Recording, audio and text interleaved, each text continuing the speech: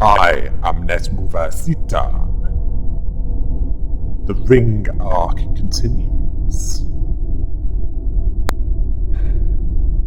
And some revealing things were in the last book. What will be in this one?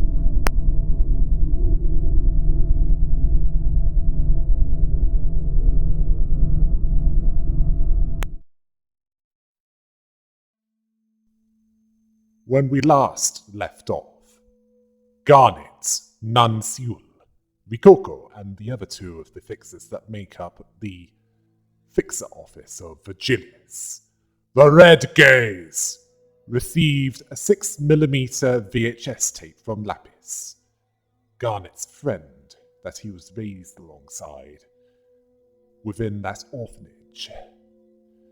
The one that was destroyed 6 months prior.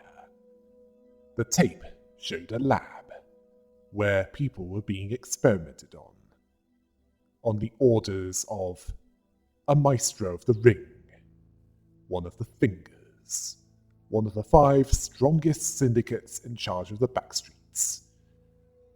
Yeah. Organized crime was funding these experiments. One of the failed experiments created a shattered mirror distortion, which they somehow contained within a mask that was worn by a docent of theirs, prior to Virgilius shattering it. As the tape was ending, Virgilius was checking the files. It would appear that cloud computing and electronic means aren't widely used in fixer offices, as it's more easily hackable. Judging from the paper files in that office and how messages were delivered via VHS tapes. He was listening to all that was being said as his hand was brushing against different volumes of an encyclopedia titled Taboos of the City and Its Nests, each with a different letter. Likely each volume was to do with the wing in charge of that district. Well, I'm thinking that he'll need a revised edition of the L volume, due to more recent events. As for what's in them, I'm thinking with the N volume, it'll have the taboo prohibiting video recording. As for the taboo that applies anywhere in the city, that's damaging the residential area's main buildings during the night in the backstreets. Yeah, there's a reason why the full list of taboos are left deliberately vague. It leaves it open for whoever writes the story to create them, if and when needed. Well, why not? It works with the exact list of starships in Star Trek, didn't it? But at the end of this tape, Garnet was hit hard, although the others were quite shocked as well. The light-haired male fixer known as Denver was asking if it was legit. Garnet was thinking that Lapis was in danger. Well, of course she's in danger. That tape was likely sent in the case of her death or something else happening to her that prevented her from telling you in person. But that's not what Denver was talking about. Garnet realized that he was talking about that woman being an officer of the ring, the same one he observed in District 22's backstreets at least a day before. Denver thought this as a huge find. Garnet's concerns weren't this find, but it was clearly his friend that was in danger, and he was still in shock from what he'd seen so far, both in the ring gallery and in that video. The female fixer with the ponytail didn't get how they could manage to hide a lab that big. Seriously? You're in a city where time can be manipulated. You can hop on transport that can take you anywhere in the city in next to no time at all. Well, as far as you're concerned at the end, anyway. I mean, there are even two singularities that can lock down anything and unlock anything, respectively, that's so useful that the arbiters of the head weaponize them. You can't consider the possibility that someone had developed a means of making something bigger on the inside than the outside. In fact, it's a technology that resulted in Ezra of Moses' office being able to carry a bag that can contain more weapons than it should realistically be able to contain. The answer to her question came walking in the form of Virgilius. He sat down with them and asked Denver to upscale the 17-second mark. He did so. It showed a twisted corridor that looked like a drawing by that Dutch artist M.C. Escher if he was drunk out of his due to drinking a few shots of Geneva, the father of gin, flavoured with juniper berries. Rococo felt sick upon seeing this again. Nunziul found it kind of alarming. Garnet asked Virgilius what that place was. He answered that the ring owned a corridor, where if they can create an exit from wherever they are, a matching entrance would appear in that corridor. Although according to Nunziul, the doors can sometimes fail to properly link. He's seen that happen once. Well, at least once. As for the light-haired fixer, Denver, he saw something that made one thing clear, which Virgilius noted, as it was inside a gallery that they owned. He pointed out the door with 718 on it. This prompted Denver to ask Bossman Virgilius if they can tweak the schedule a bit. Virgilius okayed it. Denver told Nunziul to call that week's clients and tell them to wait a little longer, as he lacks the patience to hear their angry feedback. Nunziul thought that this was a bit brazen of him. Rococo started preparing the fake IDs and considered snagging some bags and tools. This is in case things went badly, so they could pick up body pieces and still break even. Garnet was shocked by this. The ponytailed female fixer mentioned that solid data would come in handy for securing payments. And in this case, solid data is defined as something that would be considered the main course in District 23. Oh, why did I mention that place? Anyway, she was referring to when they worked the eyes out of the sockets to recover data for their clients, which only served to shock Garnet's father. He's unclear what they're on about. If it's not clear to you now that Garnet has just started in this line of work, where have you been? It's 6 books in now.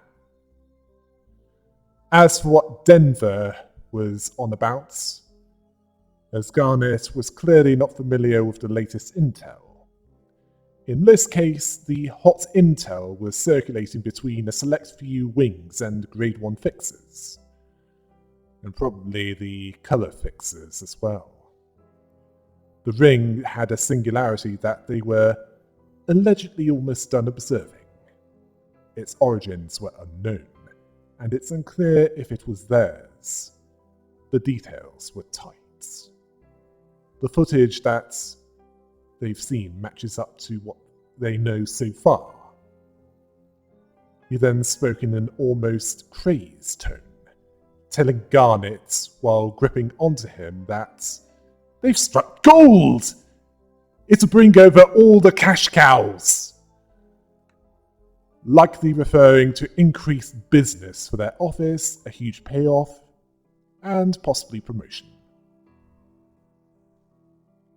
Garnet lacked Denver's enthusiasm. His focus wasn't on money. It was on rescuing Lapis and those children that were being used as experimental test subjects. Denver wasn't interested in rescuing anyone or anything. At least, not unless he meant the singularity. Nunziul was slightly more understanding of what Garnet was going through, although not by much, telling him that Denver used to care about helping others too, but apparently starvation, such as eating nothing but chicken bones for a month, can cause you to stop feeling ashamed of doing the more questionable things, and do anything that brings in enough money to survive the week. It's the harsh truth of living in that living hell that is the city. A city that has high-rise buildings to make the most of the space that could make up at least 25 smaller cities, although they still have cars that can be driven around, likely either electric, hydrogen fuel cell, or some other alternative to fossil fuels, which, considering that over 900 years had passed since the founding of the city, fossil fuels have likely run out long ago. Well, I say over 900 years passed, at least according to the Limbus Company trailer.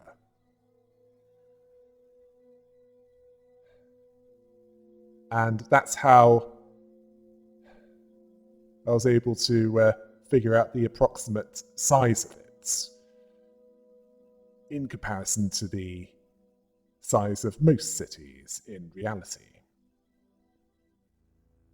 Anyway, as Garnet clenched his hands on his knees, Nunziul told him that he should try to get used to it.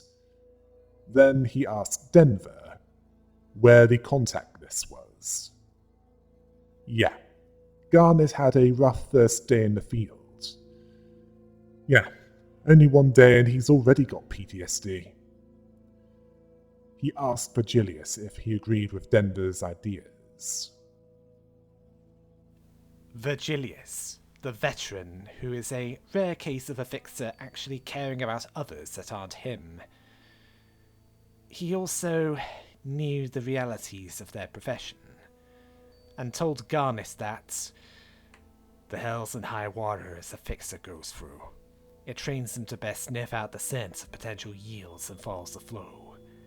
This is the kind of path that lies ahead of you. You should adapt to it before it breaks you. Rough translation, you go through creek. It's best to get to where it would benefit you. You should stay above it or you'll drown in it. These words, they made Garnet almost collapse emotionally.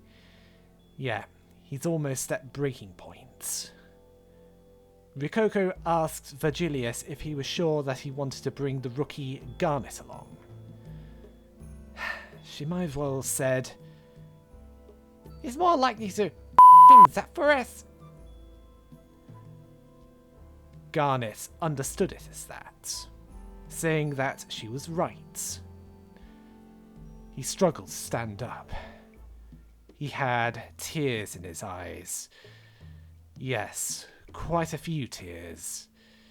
He didn't think that he should join that operation, as he was too close to this, due to his connection with Lapis, as he could see nothing but saving Lapis and delivering vengeful fury against the ring. Okay, I understood that you two were close, but you're not that selfish hole, the Black Silence. He got off lightly. Or worse, depending on which perspective you have, when he was demoted to the same rank as you. You'd either be killed by the ring, or killed by other fixers wanting to collect the price on your head. Virgilius disagreed with Garnet, telling him that he's coming with them, telling him that it's the flow he's taking. Okay, what have we found out in this one? That the light-haired male fixer with the sunglasses fixation is called Denver, that the ring have a corridor that either allows them to move between one point and another, or they have a lab that's bigger on the inside than the outside. Now, where have we heard of something like that before? Well, not in the Project Moon universe, that's for certain.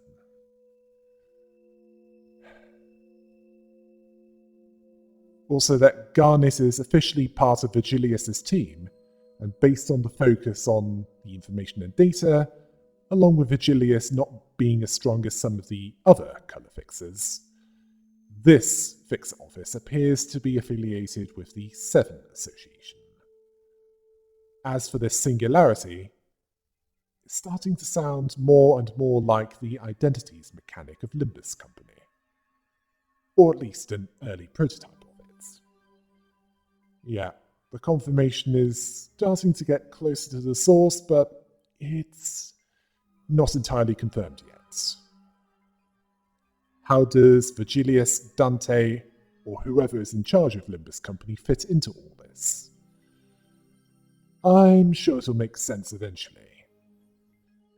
But it's clear that Virgilius has plot armor so tough that he could headbutt a nuclear bomb and have it explode at point-blank range, and he'd still be unharmed and continue fighting for years to come. Well, as for Garnet's mental state, it's not looking good, is it?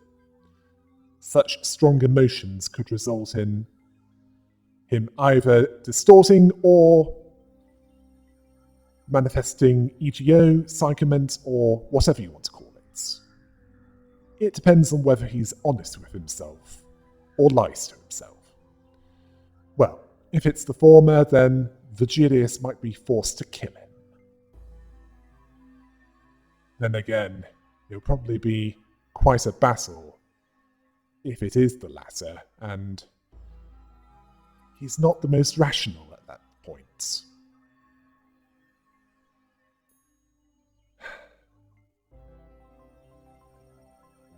Finally, if Virgilius is Seven Association affiliated, what would that make the other colour fixers that we know about? The Vermilion Cross? Now that one is clearly Liu Association affiliated, as he swung a fiery cross. And you know how big that association is on fire. Then we have Kali, the Red Mist, the bad that you do not want to get on the bad side of. Unless you're sure you can get away with it. Now that's less clear. She could have been Zwei Association affiliated due to her desire to protect others. Then again, she could have been Liu Association affiliated due to her lack of subtlety in battle. Then again, she could have been first one than the other, much as Salvador was. Considering that he had a Zweihander augmented with Stigma workshop technology. And he indicated that there's nothing stopping someone from switching specializations, although it wasn't common, at least with the fixers that we've seen in Library of Ruina. As for Roland, the Black Silence, that selfish hole, one for whom pretty much had it all, but after he lost someone that he actually cared about, he threw it all away and caused a few problems that came back to bite him on his worthless. I'm thinking Leo Association affiliated, as while he's not as proficient as Cully, the Red Mist, he's certainly lacking in subtlety, isn't he?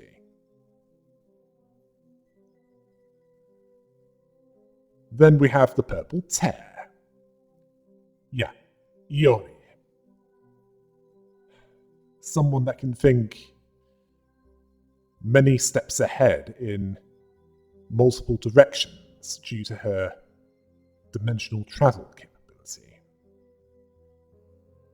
Considering that she's big on quickly striking against the enemy and preparing for multiple kinds of threats and targets, I'd like to say that she's possibly She Association affiliated, as she is cold-blooded enough to be an assassin. And she can certainly outfight Virgilius, and not just due to her greater experience. It's considering that the Seventh Association is more focused on information gathering than killing, although they're not entirely useless in battle. As for how the Ring story arc continues, it'll likely be at the gallery and that corridor that was in that video, leading to that lab, where Virgilius is basically chucking Garnet in the deep end. Actually, no. Deep end sounds far too safe, as if it was some kind of public swimming pool. It sounds more like he's being chucked into shark-infested waters, armed with nothing but cheese knives, expecting him to kill a shark and then come out of that situation alive. A difficult task, but not impossible. Well, considering that quite a few fixers live long enough to be promoted, well, we'll also get to see the others in action, see what they wield in battle. We know what Virgilius and Garnet use to bring death to those that threaten them, but not the others. Although, after the last visit, I think we can expect that the Ring will be tightening security, as having a few thugs killed, along with causing a distortion to break free and a docent being swallowed up by it, is certainly going to bring the alert status of that gallery up. And perhaps we'll learn more about the Ring during this, along with other details that will become quite relevant to Limbus Company.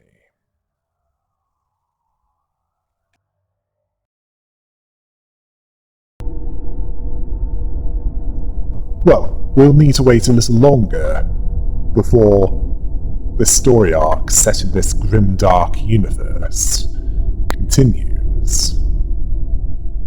I look forward to it, Project Moon. Keep it up. Until next time. Hail the rabbit!